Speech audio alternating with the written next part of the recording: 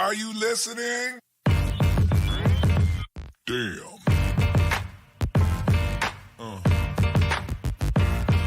Yeah. Yeah. Yeah.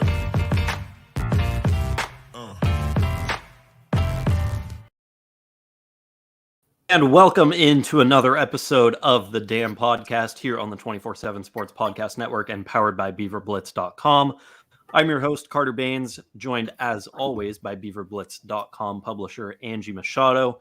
We're back after a quick, brief little hiatus. We missed Sunday's recap of the Oregon State-Utah game. I was a little under the weather. We've both been very busy the last few days. Didn't get a chance to get that in. I was traveling that day anyway.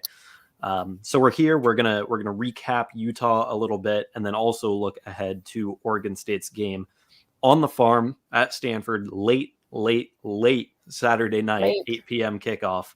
But Angie, since we haven't touched base on the podcast since last Thursday, how have you been doing this past week?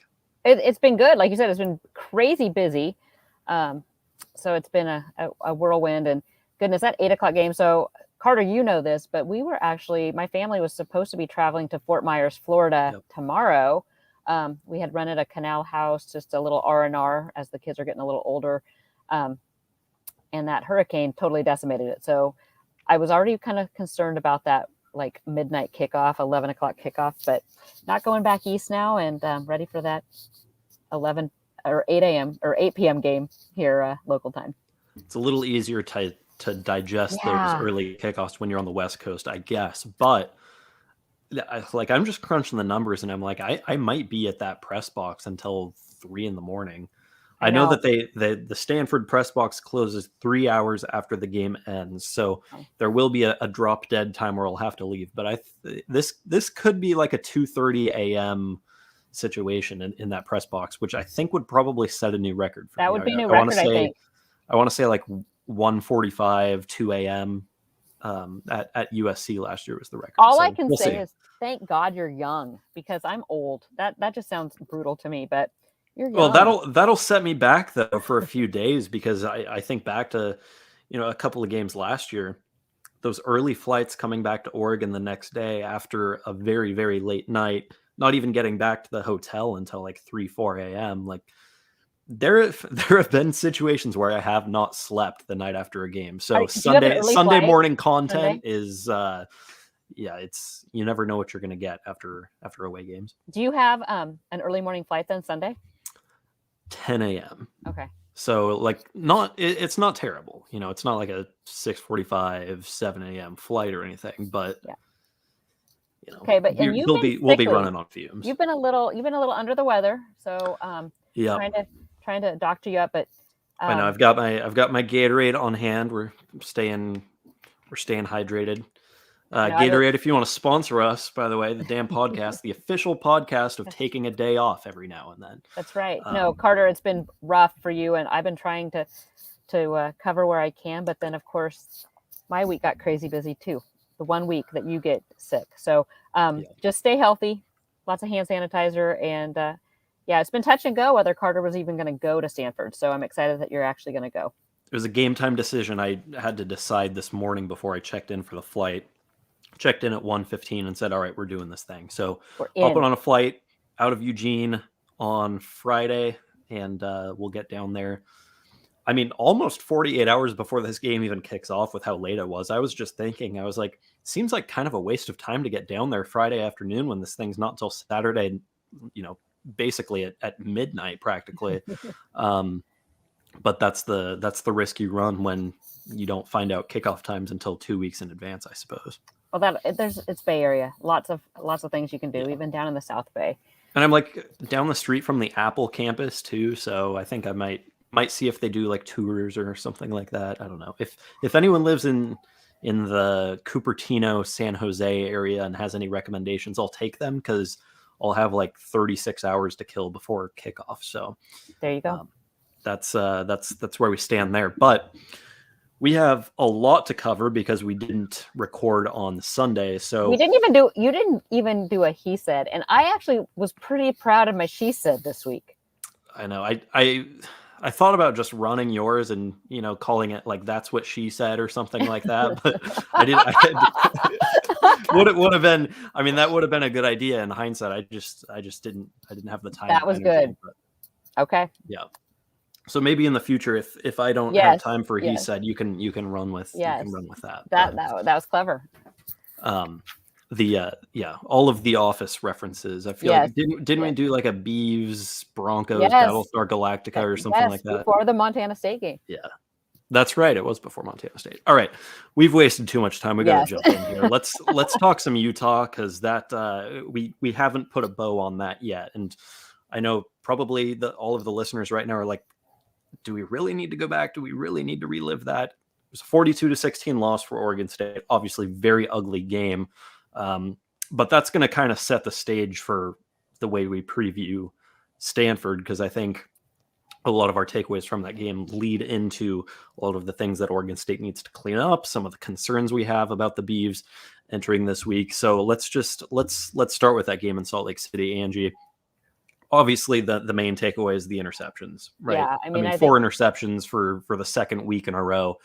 You're not going to win many games when you turn the ball over like that, and you can't take it away yourself. And sure enough, Oregon State is 0-2 in those last 2 games. Yeah, I mean, you look at that; they're 8 turnovers with no takeaways. So in the past 2 games, you can't win games, and especially against the top 2 teams in the conference. So I might have a different take than I don't know. You and I haven't really talked a ton about our thoughts on this because you haven't been feeling good, but I know there's been a ton of kind of negativity surrounding Chance Nolan and throwing the picks.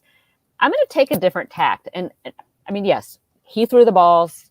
They weren't good, but here's my beef here, Carter, is the fact that, okay, Chance Nolan has just come off of throwing 4 interceptions, okay, against USC. Oh, I already see where you're going with this.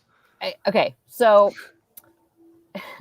they start him off. Cover your ears, Brian. Cover your ears, Brian Lindgren. I'm not trying to bash you, but this is my question. So you have a guy who's just thrown 4 interceptions. Confidence is down.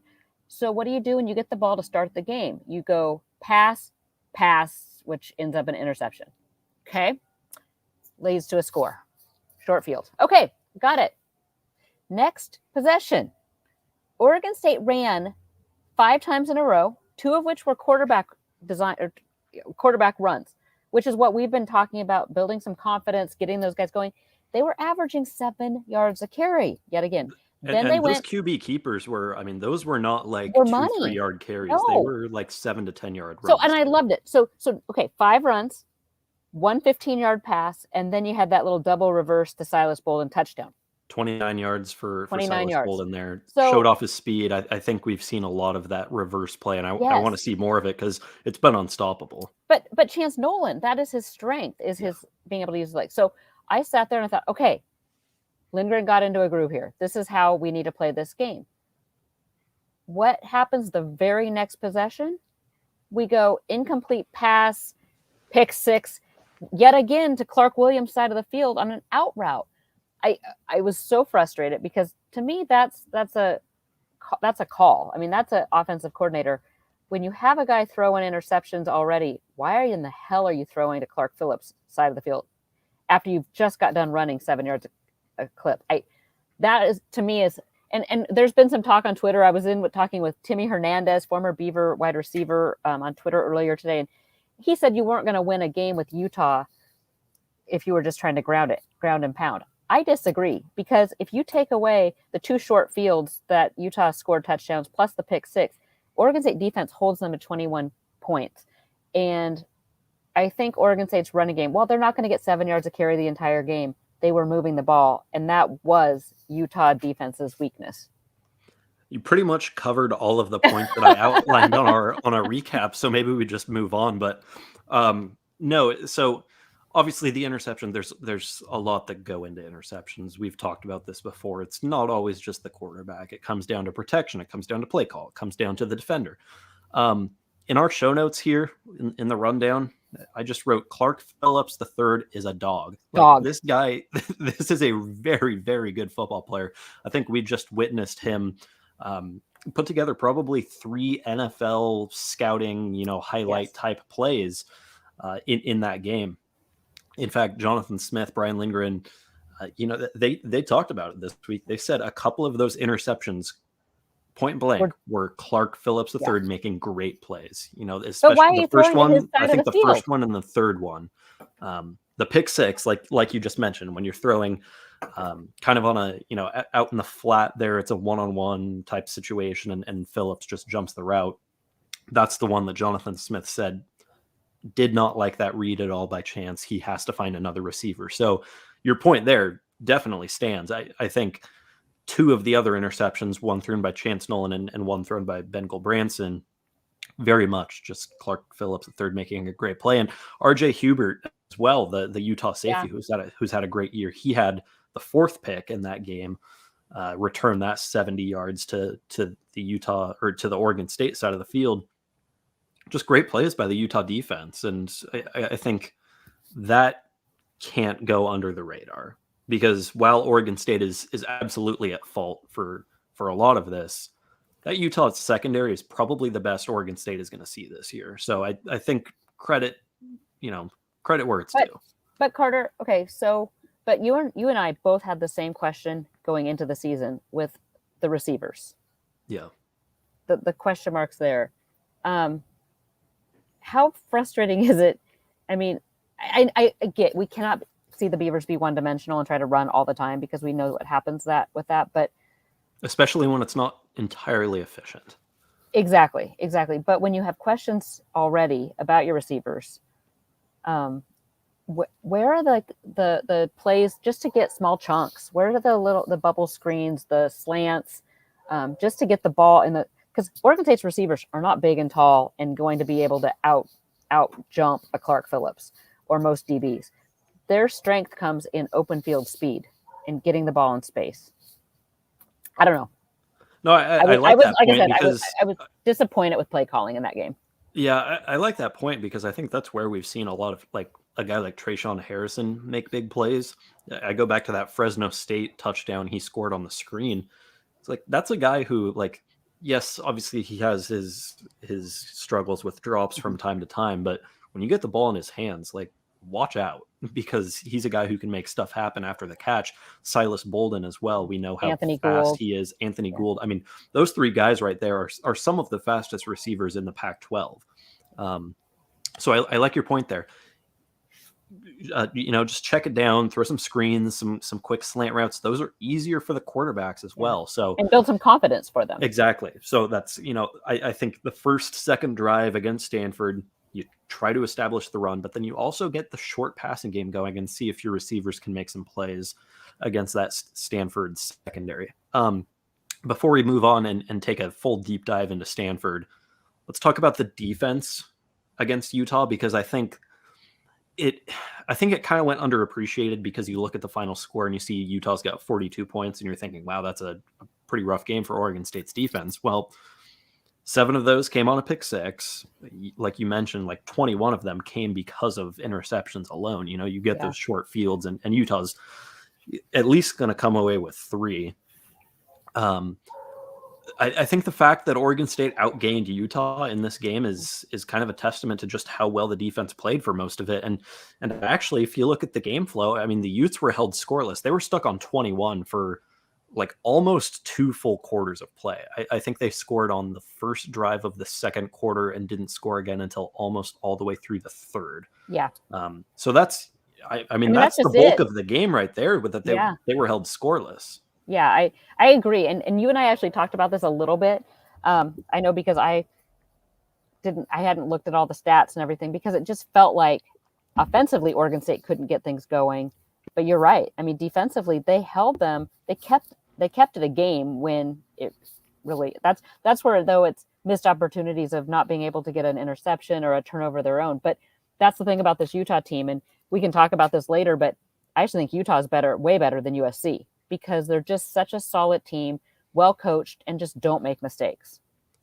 I mean, you think about this, the fact that Utah was stuck on 21 points for so long, man, Oregon State had opportunities in this game to tie, to take the lead, to take advantage of that, of the defense's play. Just came up short in the red zone. Three times in a row, they had to settle for 3 points. Atticus Sappington converting, I believe, from 26 twice and from 31 on 3 consecutive drives. And man, if you score touchdowns on those 3 drives, you have probably a double-digit lead. Were you surprised? Late in the third quarter in that game. Were you surprised by the Beavers' inefficiency in the red zone? Well, I think a lot of it came down to the turnovers. I mean, they threw 2 end zone picks. I want to say another one of those picks was in the red zone, if not the end zone. So I think that's what it came down to. Now, again, credit to Utah's defense, because we know that this has been, continues to be, and probably will be for a very long time, one of the best, if not the best, defenses in the Pac-12. And we've seen it with Oregon State's improved defense. Once you get down in the red zone, things get a lot tighter. It's a lot more difficult to move the ball. So again, credit to Utah's defense. It's a very good team Oregon State was up against. But it did feel kind of uncharacteristic for Oregon State to come up short and to get down inside the 10 a couple of times and have to settle for 3 points. We're not used to seeing that. But when Utah is so good at taking away the run, and when the pass is just flat out not working, very difficult to make things happen in the red zone. Yeah. I mean, you're, like I said, but to be able to get the field goals, you can't trade touchdowns for field goals against Utah. Yeah. And ultimately it did end up costing Oregon State. The fourth quarter was frankly kind of a train wreck. Utah runs away with it 42-16 in a game that felt like it was closer than the score, but when you take the interceptions into account, maybe it wasn't. I don't know.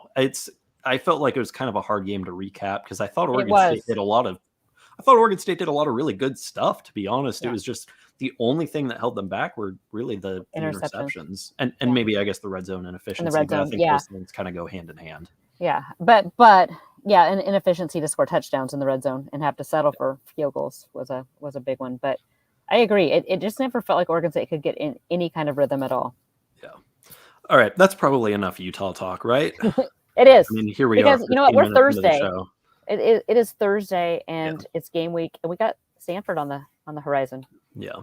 I did want to touch on Oregon State's quarterback situation before we got too far into this. In fact, I wanted to open the show with this. We don't know who's going to start on Saturday. Could be Ben Gulbranson, could be Chance Nolan. We don't know.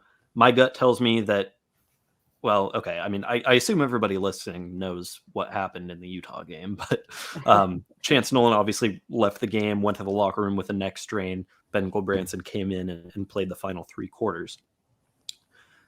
I think we're leaning towards expecting Ben Gulbranson to start against Stanford, but we can't rule Chance out yet, right? I mean, that's kind of your read on this. But I just think from what I'm hearing, we know that Smith is really good at gamesmanship, but between listening to him on Monday at the press conference, listening to what he said on Canzano, it just doesn't sound like it's going to be, he really said, he said Monday that he wasn't, Chance was day to day, but that he wasn't going to get the start if he didn't take the, majority of practice. Yeah, that's the key. It's, Nolan has to, not only does he have to practice, but he has to look good doing it, because obviously on top of the injury, he has just been flat out abysmal as far as holding on to the ball in the last 2 weeks. So it's like, you got to be healthy, but you also have to be confident and executing in practice. And it doesn't sound like he is all of those things right now. Yes. And so I think my read is, if the game was tonight, Ben would get the start. Yeah. And I just don't know if 2 days is enough for a Chance to kind of flip that script. But we're going to talk a little bit more about that as the show goes on. I just wanted to kind of put that out there to begin with, because obviously I think that is the biggest point of news and concern and whatnot at Oregon State this week. And then how about, I just throw it out there, because Luke Musgrave is still out. Yeah. Trey Lowe is still out. Yep. Trey, they say, is getting closer. But did you catch the press conference Monday when somebody asked if Luke Musgrave had surgery? And yes. and Jonathan got this like deer in headlight look, and he looked off in the distance. He might have been looking at DVD, and he kind of paused and he goes, I can't go there. I don't know if I I can think go he there. said I don't know where I can go and where I Yeah. can't on that. So you read between the lines a little bit, and it doesn't sound great as far as Luke Musgrave having surgery, but we're not going to speculate on this guy's health. That's obviously there's a reason they can't say. But Stanford, let's talk Stanford. Let's do it. Oregon State going down to the farm Saturday night, 8 p.m. ESPN. Robert Griffin III. I know, that's exciting. Nice crew with Mark Jones, Yeah. RG3, Quint Kesenick. That's one of ESPN's best crews right now. So, obviously the Pac-12 does kind of get the short end of the stick sometimes with those 8 p.m. kickoffs, ESPN, but at least Oregon State fans will have a good crew to listen to. I'll be on hand at Stanford Stadium, along with a raucous Oregon State home field advantage crowd down there. Well, just look. We'll Stanford is horrible at drawing any crowd, but look at all of the Beavers that are from the Bay Area. There's going to be so many friends and family down there. It will be a ruckus crowd. I know from. I mean, I've never been to a game down there, but just watching all of the times Oregon State has played there, it seems like it has been very close to a 50-50 split. And there's one year in particular that stands out to me. I'll never forget this, where Stanford specifically instructed fans not to wear their San Francisco Giants gear to the game. I think the Giants were either in the World Series or the NLCS or something at the time. And, obviously being in the Bay Area, there's a lot of Giants fans there. Well, San Francisco's colors are orange and black. And so Stanford fans were specifically instructed not to wear Giants gear to the game. And I thought that was hysterical. Which is hilarious. I mean, how often do you see a fan base being told what to wear and what not to wear? Especially a Stanford, some of the smartest, alumni probably, but they're not sports savvy. I just thought that was kind of funny and very telling of where that fan base is at. But great tailgating there though, Carter. Great tailgating. Right? Get there early, walk around the Grove a little bit. It's a good spot. That's an awesome campus too. I'm probably going to spend some time there on Saturday before the game. But let's talk about Stanford specifically. So Oregon State has its share of injuries, and Stanford does too. Cardinal have actually only played 4 games this year. They've already had their bye. Terrible scheduling. I know that's not obviously all they're doing, and they have some non-conference guarantees that they have to fit in there. So bye weeks can kind of come at odd times for Stanford, and this was one of them. But even with the bye week early on in the year, they do have some injuries, some key injuries to EJ Smith, their starting running back, obviously Emmitt Smith's son.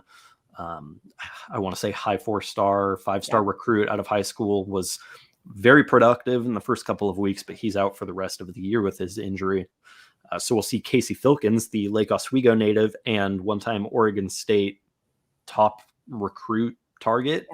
I know he was high on Oregon State's board at one time. Hard to believe that he's a junior, by the way. It makes me feel old because I feel like we were just talking about him on the recruiting trail about a year ago. We'll see a lot of him in EJ Smith's absence. On the defensive side, cornerback Caillou Blue Kelly, I think probably without a doubt Stanford's best overall player. Tanner McKee at the quarterback position would probably has something to say about that. But Caillou Blue Kelly, their best defensive player. Tanner McKee, player. speaking of, it seems like he's been there forever. Yeah, that's very true. A lot of those Stanford guys do seem like they've been there for a long time. But Caillou Blue Kelly is out with an injury as well, which is a huge blow to Stanford's defense. His numbers haven't been necessarily where they've been at in the past. I think last year it was he led the Pac-12 in passes defended, and he only has 1 this year. But that's a huge loss for that defense, especially against an Oregon State team that is going to be looking to get some momentum back in the passing game. I think things get a little bit easier with probably the best corner in the Pac-12 out this week. Yeah, absolutely. I like the matchup though. Road games kind of scare me just because we all know how road games have kind of been an Achilles heel for Oregon State the past several years. But I think this is a really good opportunity for the Beavers to A, win on the road, and B, kind of flip that 2 consecutive loss narrative that has plagued them the past couple weeks. And speaking of that matchup, I just feel like Oregon State matches up very well against this Stanford team. You look at the strengths and weaknesses of both sides. Well, it's like Stanford's biggest strength and really the only thing that it has had going for it through 4 games is its passing offense. Yeah. Hasn't been able to run the ball very well. Its defense has looked atrocious at times. But that passing offense with Tanner McKee, with a very strong receiving core, the Cardinals have been able to move the ball through the air. Well, look at the flip side. Yeah. What's Oregon State's biggest strength? Probably the pass defense. If you're looking at this team at a whole right now, it's probably the offensive line and the defensive backfield. And so I think you put guys like Jaden Grant, Rajon Wright, Alex Austin, Katano Ladapo against a very strong Stanford passing offense, and you have to feel confident about that group's ability to kind of render that, if not ineffective, at least kind of a wash. And then the rest of the way, I think Oregon State has an advantage in pretty much every area. Yeah, and where I really want to see Oregon State kind of jump on this is Stanford's run D is not very good at all. Yeah. Average, I believe they're giving over 225 yards a game right now rushing. This is a chance for Oregon State really, which I don't feel that we have seen Oregon State establish a run very consistently over the season. So this would be a chance for them to do so, potentially against a Stanford D that's been reeling a little bit there. That defense has looked pretty suspect all year. And, I think we'll talk about this in just a second, a little more in depth, but excuse me. Stanford's played some really good offenses. Yes. Oregon obviously is always one of the better offenses in the Pac-12. Washington has Michael Penix Jr., who could very well be the best quarterback in the country this year. And who's the other? Oh, and they played USC, which, I mean, as a whole, has probably one of the top 5 offenses in college football. So I don't know how much we can really read into the defensive numbers for Stanford. Obviously, Oregon State has executed against teams of that caliber. So, we have to say, well, some teams are getting it done against them, but I do think there's an element of just a really tough schedule at play for Stanford right now that could skew some of those numbers. But at the same time, they haven't made the plays. So until we see it, we can't be entirely confident that Stanford's going to be able to stop Oregon State offensively. And I think this matchup comes, again, at a very, very good time for Oregon State, because you're playing a team that hasn't proven it can stop anyone. And your biggest weakness right now is your ability to get consistent offense. Yeah. So I do. I think it's a huge opportunity for Oregon State, and I'm anxious to see how they actually come out. We will see. Another note that I saw when I was doing some of the game prep and writing some of our matchup previews, this one caught me off guard. Stanford is equally, if not more, turnover prone than Oregon State right now. I just saw that on the notes. Normally, you think of teams that are turnover prone. It's, an inconsistent quarterback who's thrown a bunch of picks. And for Oregon State, that has been the case. But for Stanford, it's been fumbles. Like I said, Stanford's only played 4 games. They're averaging 2 fumbles per game, 2 fumbles lost per game. They've coughed the ball up 8 times via fumble and 4 interceptions as well. So you look at they're averaging 3 turnovers a game. Yeah. Well, right? Yeah. 3 turnovers per game. Yeah. That's kind of absurd when you think about it. That's a lot. I mean, Oregon State's not. Wait, I was going to say. Oregon State's not averaging 3 turnovers per game, and yet it's thrown 8 interceptions in the last 2 weeks. So that just goes to show how bad the Stanford offense has been at taking care of the ball. Again, tough matchups, but still, you have to make plays, and Stanford just hasn't done that. Yeah. Let's talk a little bit more about the Stanford offense.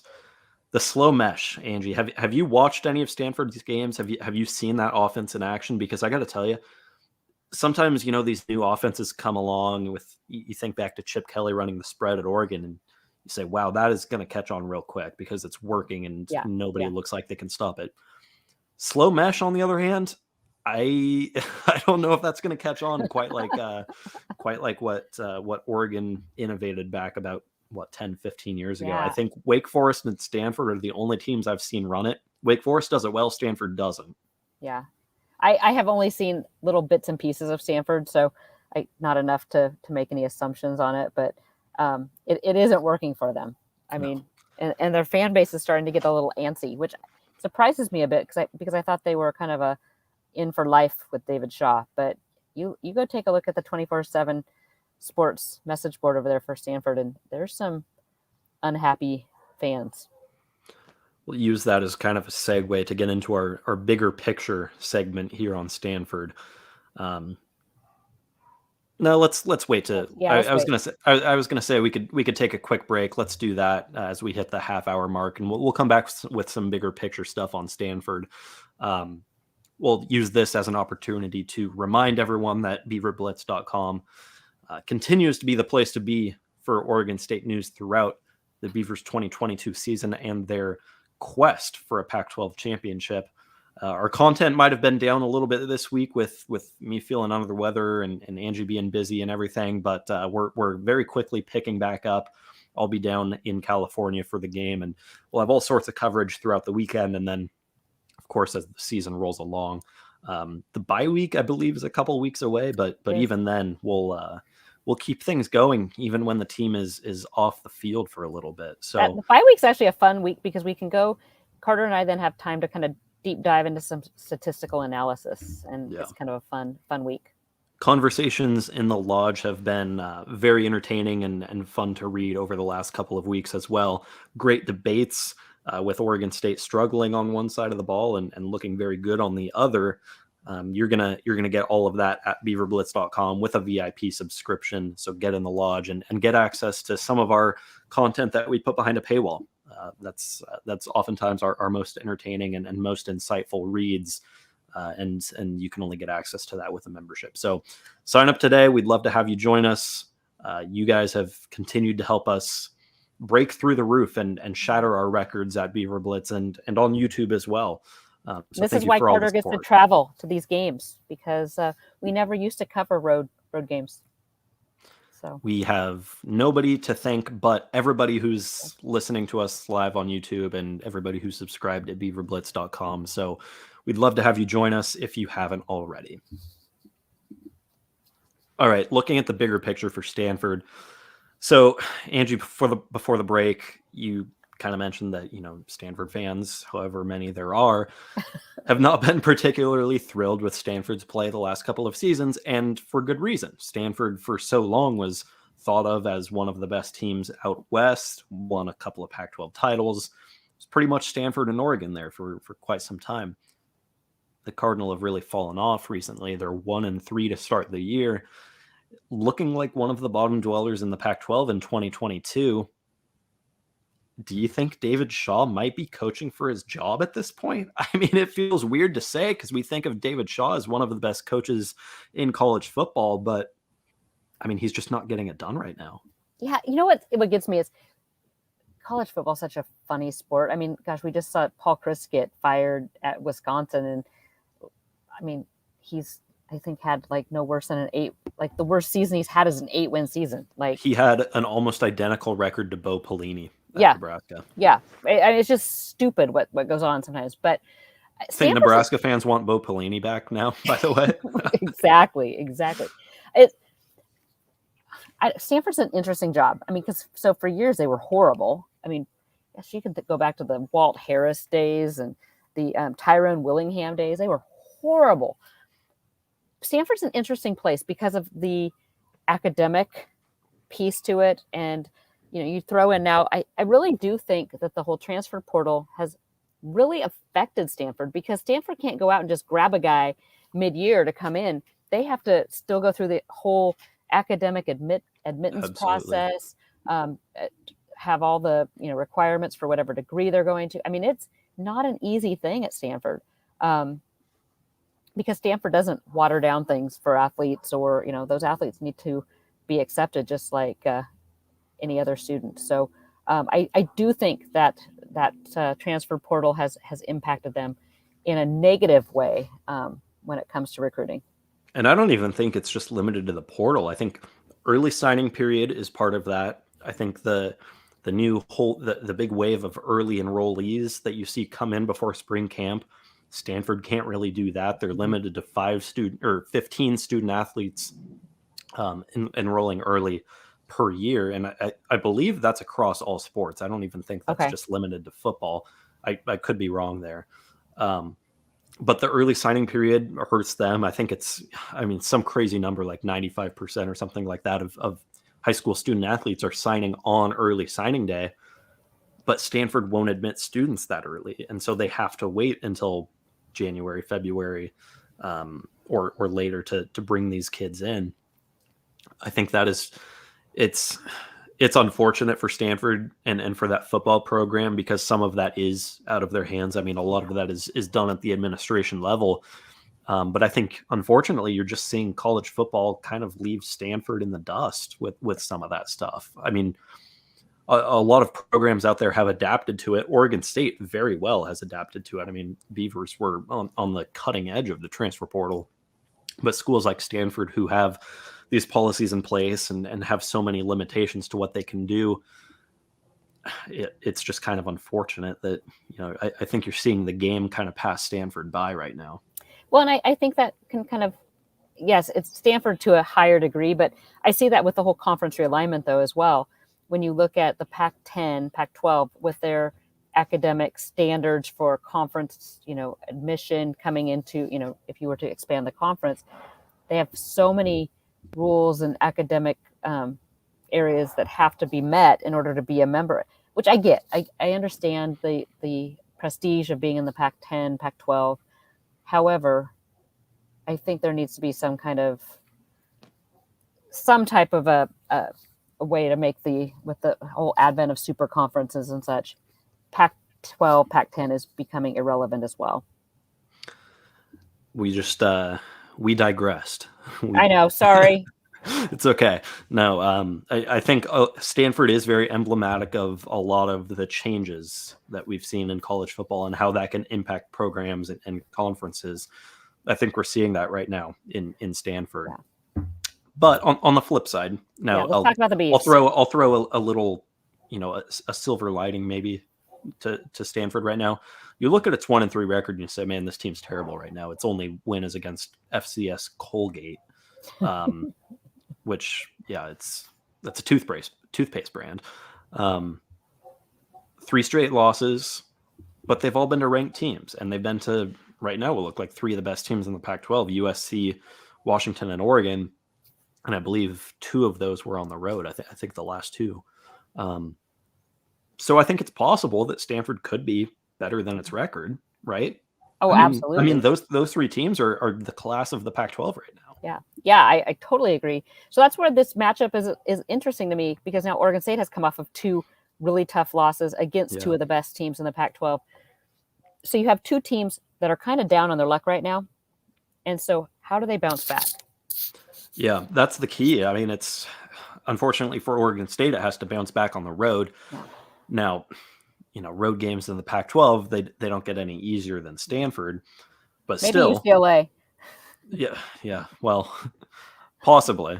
I mean, things looked a lot better against Washington. I'll give them credit, probably because they were giving away tickets for free. But no, I think it's an interesting bounce back spot for both teams, because they've gone through basically the exact same thing the last couple of weeks. I'm curious. I just think too, both teams are down on their luck. They're trending downwards, whatever. Oregon State's still a better team than Stanford, right? I think we agree there. Yes, I mean, we agree. even though they've both kind of struggled in similar ways recently, Oregon State came into this season as a better team than Stanford. It's still a better team than Stanford, right? Oregon State should win this game. They should. Right? But do you need me to reassure you, Carter?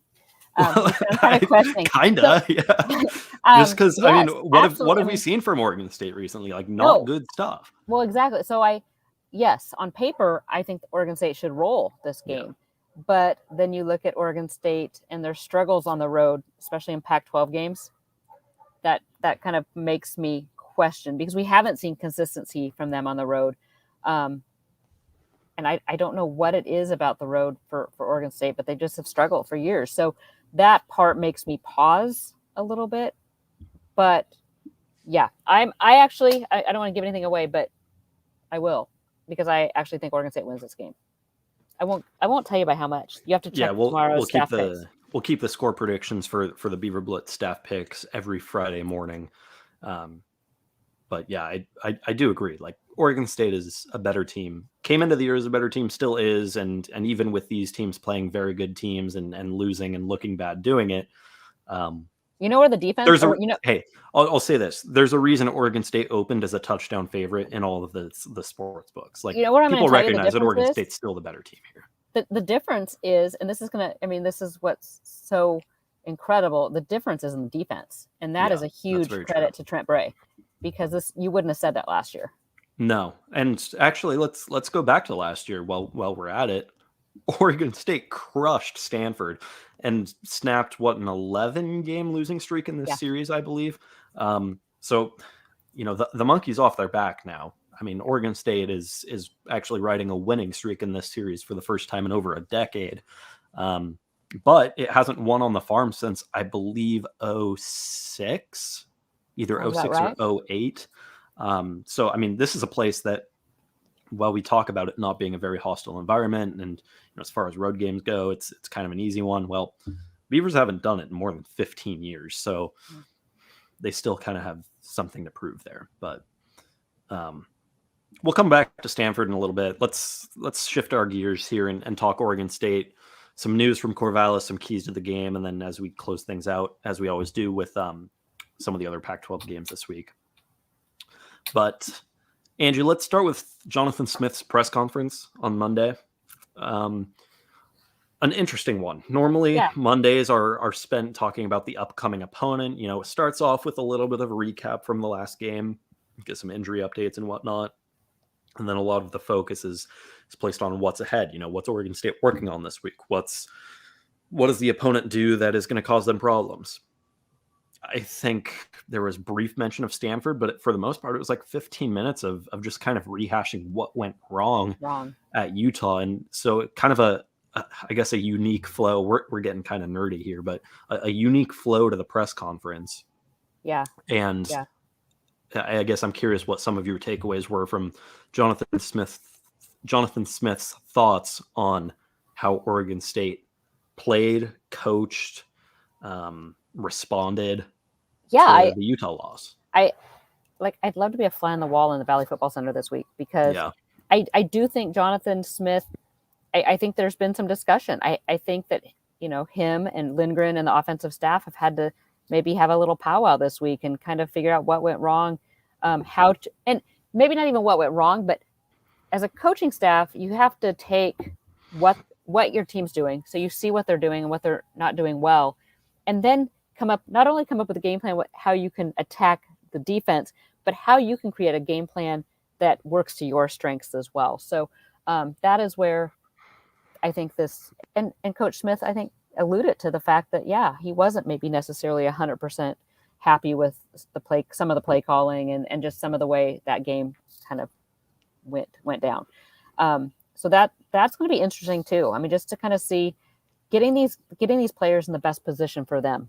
And sometimes I love Lindgren and his creativity and play calling, but sometimes I think he gets away from things that maybe just your bread and butter. Like I go back to that Washington State game last year where you're running the ball well, and all of a sudden he goes pass, and the Beavs, there's just certain times that it reminds me back of the Danny Langsdorf days, which again, good OC, but would sometimes, I think, overthink things.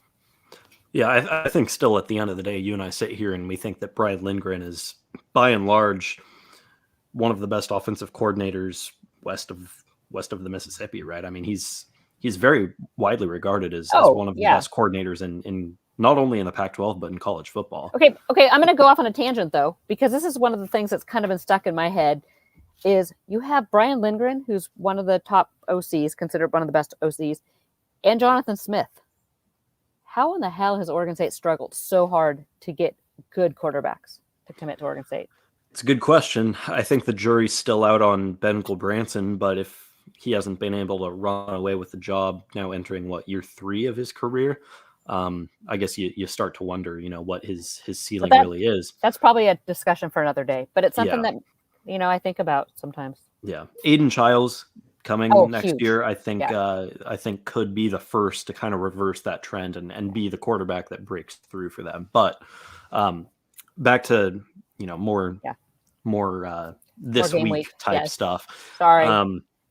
I was in Utah. I was at Salt Lake City. I was at Rice Eccles, and was taking in that post game press conference. A lot of Jonathan Smith, a lot of his takeaways immediately after the game were, we as coaches have to put the players in better positions. Like, he was the first to admit, Chance Nolan has to make better reads.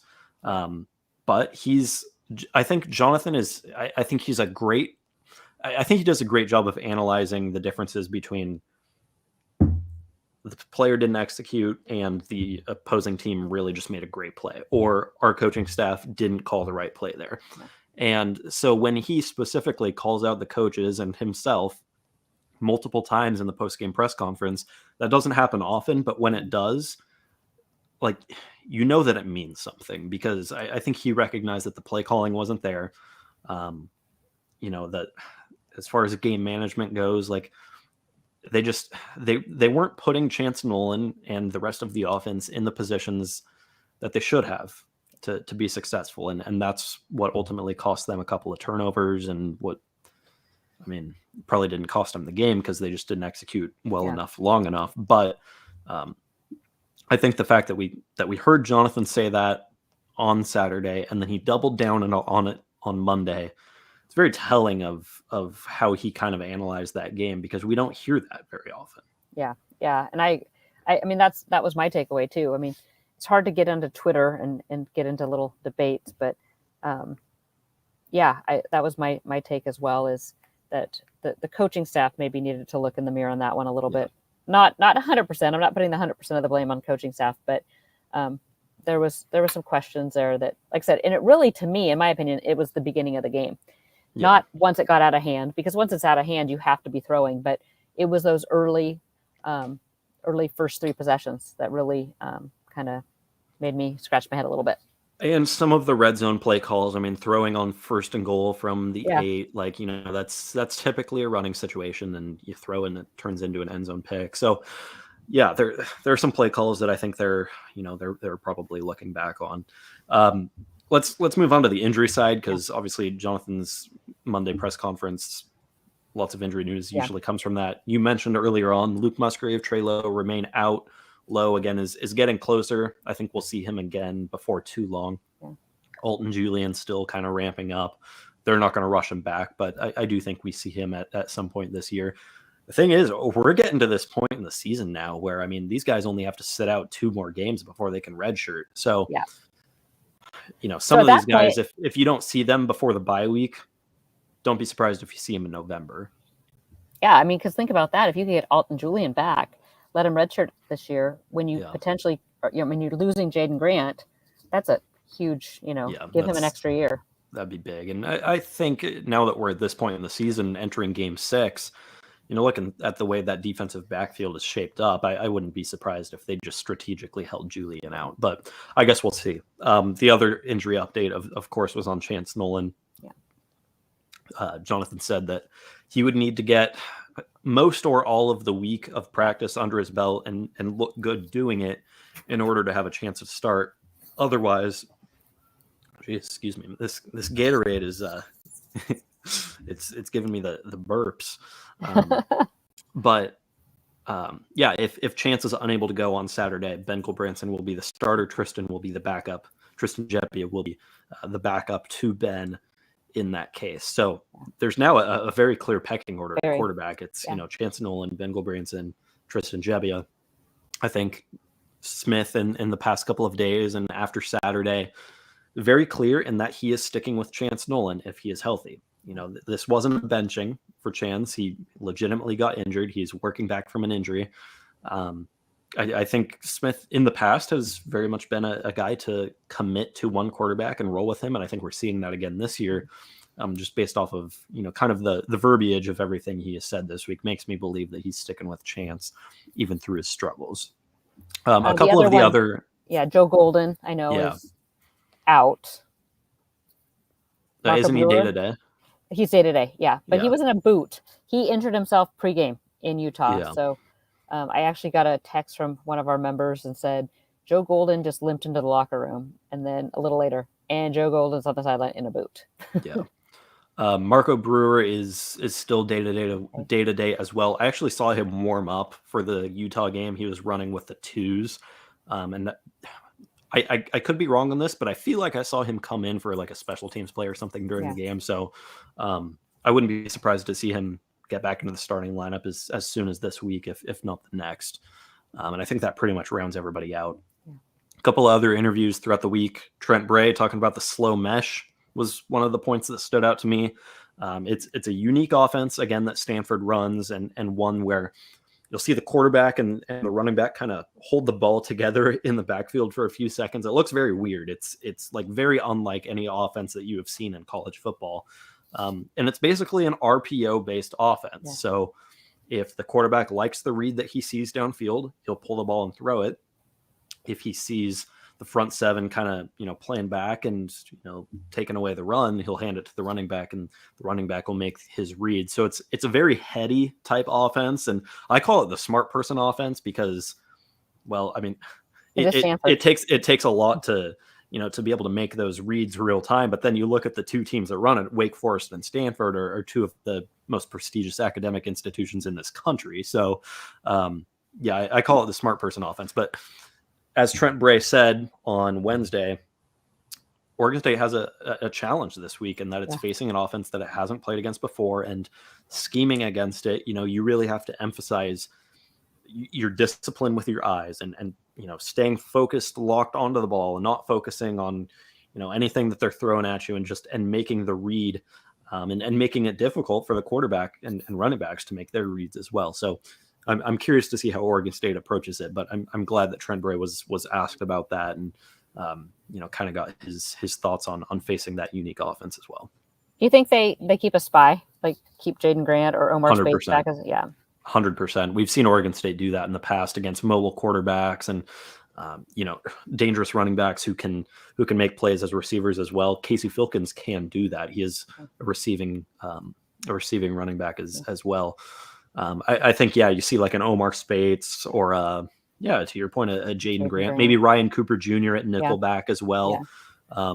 Don't be surprised to see a spy there and take away some of, to be there to stay home if the quarterback makes a late decision. And knowing Trent Bray, that spy is going to mix up a lot. Yeah. Anything else stick out to you? Brian Lindgren said that Oregon State needs to take care of the ball. I think that's obvious. I think the biggest thing for me was hearing from both sides, both offense and defensive players, just that they are sticking together. And I want to believe that. And they seemed genuine. I hope it's not just lip service, and that there is, but I have not heard of any kind of division in the locker room right now. So I'm very confident in this team's ability to stay together. And, you hear that from coaches everywhere. The coaches are always going to say, our guys are totally bought in, and we're, we have great leaders and everything. Well, I actually do believe that at Oregon State. Jaden Grant's a 7th-year senior. He's not going to let this locker room. Brandon Kipper. I mean, a solid guys there. Yeah, I'm not too concerned about that, but it is obviously good to hear that from everybody. And it seems like every player that spoke this week and every coach that spoke mentioned some of that leadership that they've seen. Keys to the game. Let's move on to our next segment here. So Angie and I, as always, did not discuss beforehand. We kind of surprise each other with our keys to the game here. I'll start offensively. You took the easiest one, dude. Well, hey, Angie's looking at the rundown now. She sees that my offensive key is hold, period, on, period, to, period, the, period, ball. Oregon State's got to take care of the ball offensively. Plain and simple. I think enough said. 8 turnovers in the last 2 games. You're not going to win games like that. That's called mic drop right there. I'm not going to argue with that. I mean, after what we've seen the past 2 weeks. There you have it. I guess we're in agreement there. I mean, it's an obvious one, but I think it's very clear. And I mean, if we're being honest, that is exactly what has cost Oregon State its last 2 games. I mean, that's really the only thing that stands out as a weakness from Oregon State's last 2 games. And so I think, is it kind of taking the easy way out? Sure. But I think it really is just as simple as that. If Oregon State cleans up the turnovers, it's good enough to beat anybody in the Pac-12. We don't need to be Brian Lindgren fancy. Yeah. It's easy. All right, well then Defense. let's flip to the defensive side. I think this could go one of multiple ways, but since I took the easy one last, I'll give you the mic here. Okay. Defensive key to the game. Well, I see yours, and it's a very solid one. But I think the defensive key to this game is going to be using that spy and stopping the Tanner McKee from running the ball. Okay. Trying to run that RPO, because we've seen mobile quarterbacks gash Oregon State in the past. Okay, so if I told you Tanner McKee has run for like -50 or something yards this year, yeah, make you feel a little better about Oregon State. It does, and I'm not totally worried about it. It's just I can see them scheming to take advantage of sometimes Oregon State's deficiency there. Fair enough. I don't think it's going to be an issue, but I want to to your point, especially in an option-based offense where you're letting the quarterback and running back make all the reads they want. That's where I've just seen Oregon State struggle time and time again for years. And this isn't just a new thing. This is dating back to the Mike Riley era. RPO option quarterbacks. It has been a bane of Oregon State. So plus I wanted to take something different than yours, but yours is like rock solid. So all right. So Angie's key. Use the spy and use it effectively. I think we will see a lot of that this week against that option and some offense. sacks. Let's just I'll be super greedy, and we haven't seen many sacks lately, so let's get a couple sacks. Sacktown. That is okay. That is what it. Sacktown is my key to the game. Okay, not so Sacktown. Sacramento, California, copyright infringement claim coming soon. Don't the Kings use Sacktown as I don't like know. their Eric's thing? from I think Sacramento. that's like their rip city, basically. You know what? Then they ripped that off from Eric, because Eric's older and he has been calling Sacramento Sacktown forever. Well, yeah. Nobody come for the damn podcast with copyright claims. Okay. My defensive key to the game for Oregon State against Stanford. Defensive backfield absolutely has to flex its muscles this week. This is potentially the best secondary in the conference. I think Utah last week proved that it has a stake to that claim, but I do think Oregon State's defensive backs have just played at just an otherworldly level so far this year, as we kind of expected. But it's been impressive nonetheless to see it. This is a week where they're going to rely very heavily on that group because, as I said earlier, Stanford hasn't had much of a running game, especially with EJ Smith out. I mean, you're running with Casey Filkins, who just got his first career start like 2 weeks ago. He's been solid, don't get me wrong, but Stanford is kind of a pass-first team, even in that slow mesh offense where they do have the ability to pull it if they want. Tanner McKee is, like you said, I believe a former 5-star quarterback. He's a guy who's been there for a while. He's a veteran. Is he like 30 now? Yeah, something like that. He went on an LDS mission before, so yeah, this is probably like, and he probably is close to 25 at this point, actually. But yeah, a veteran quarterback who we know has ability. We didn't see him last year against Oregon State because he was hurt. I just think that with him, with that wide receiving core, they always have very good tight ends. They have another good tight end this year in Ben Urosic. A lot of weapons that can hurt you there, and they're going to rely upon it. But everything outside of that so far for Stanford has looked mediocre. So if Oregon State can take the passing game away, I just think the Beavers have the advantage across the board outside of that. So yeah, it's one of those situations where Stanford's best attribute lines up against Oregon State's best attribute. And I have to give the nod to Oregon State just because, the Beavers have just looked that good defensively so far. It's hard to argue with that. It's going to be a fun matchup. It is. We've got just a couple minutes here, so let's run through some of the other Pac-12 games, as we always like to do, just, get a quick thought on each of them, and then we'll get out of here. Things get started early on Saturday. There's no Thursday night, Friday night games this week, but we do get the Pac-12 game of the week, 12:30 p.m. on Fox. Utah going to UCLA. This has instant classic written all over it, especially after the way UCLA played against Washington last week.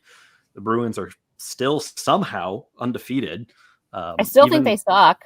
Yeah, even with some of the struggles they had against very poor competition early in the year. You've got Utah as a 3.5-point favorite going down to LA. Any thoughts on what I think is easily the Pac-12 game of the week? Oh, easily the game of the week. My biggest thought is that Utah's only 3.5-point favorites. Yeah. I mean, I think Utah wins this game by 14. All right.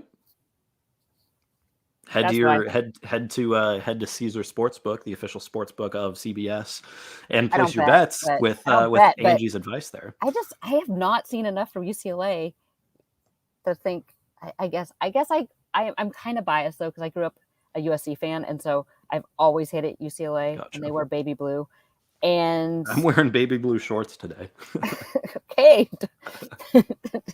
I don't, and then like watching their struggles, I just have like so little respect for UCLA. That's where I'm at. Chip Kelly, and I think Utah's good. Yeah, I think they're the real deal.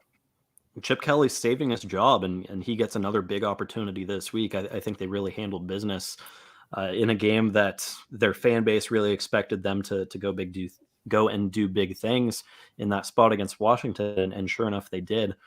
Kind of silencing some of the doubters, myself included. I mean, I thought Washington was going to kind of roll in that one. Yeah. But speaking of those Huskies, the Huskies have Arizona State. Yeah, they're at Arizona State in Tempe, 1 p.m. on Pac-12 Network. Washington's a 2-touchdown favorite right now. Huskies are probably going to run away with that thing. Yeah, Arizona State's just not good. Yeah, they're in shambles. Actually, though, the next game actually has some intrigue to me. Washington State at USC. That might be kind of fun.